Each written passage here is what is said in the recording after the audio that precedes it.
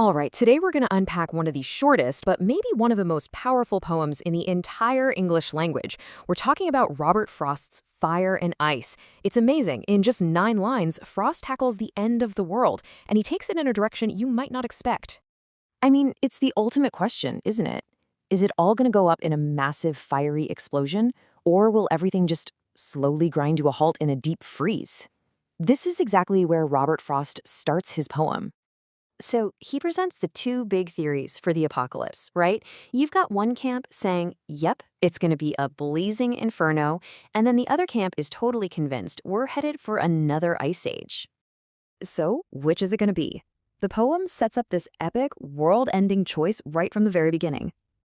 And there they are, the opening lines. Frost just jumps right in, no messing around. He immediately sets the stage for a debate that, as we're about to see, is about way more than just planetary science. Because this is where Frost pulls a fast one. He pivots from this huge cosmic question to something way more personal, way more intimate, the battle that's happening inside every single one of us. You see, the poem's real point isn't about astronomy or geology. It's this incredibly powerful idea that our own emotions, when we just let them run wild, well, they're more than destructive enough to end our entire world. That's right. The real threat isn't some external force. Frost is using fire and ice as these giant metaphors for our own self-destructive tendencies. He's basically saying, the end of the world, it's gonna be an inside job.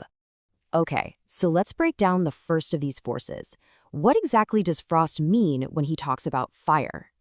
Well, in the world of this poem, fire is the symbol for desire. And we're not talking about just wanting things.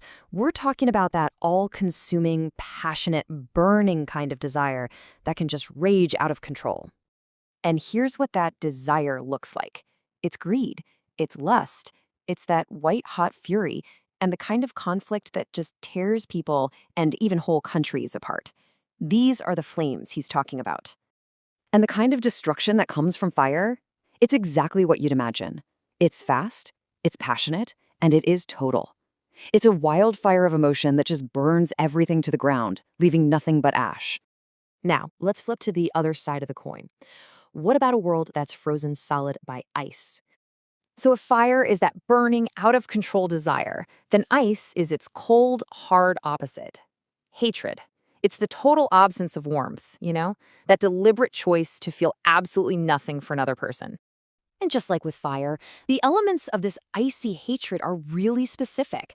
It's not just simple anger. It's that cold indifference, that rigid intolerance, that slow creep of insensitivity that completely freezes any chance of human connection. So, unlike the big explosion of fire, the destruction from ice is quiet. It's slow, it's steady. It's this silent damage that just spreads and spreads until everything is frozen solid, completely lifeless. So let's look at them side by side. You've got the fast, fiery end brought on by desire, or you've got the slow, silent death from hatred. Two totally different ways to get to the exact same final destination. So where does the poet himself land? Which one does he think is the more dangerous, the more deadly force that's going to get us in the end? While at first it seems like he makes a choice, he says, look, based on my own life, my own experience with those fiery desires, I've got to side with the people who think it'll be fire. He knows exactly how destructive passion can be.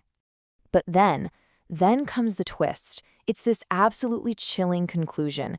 He thinks about it for a second and says, if the world had to end a second time, ice would work just as well.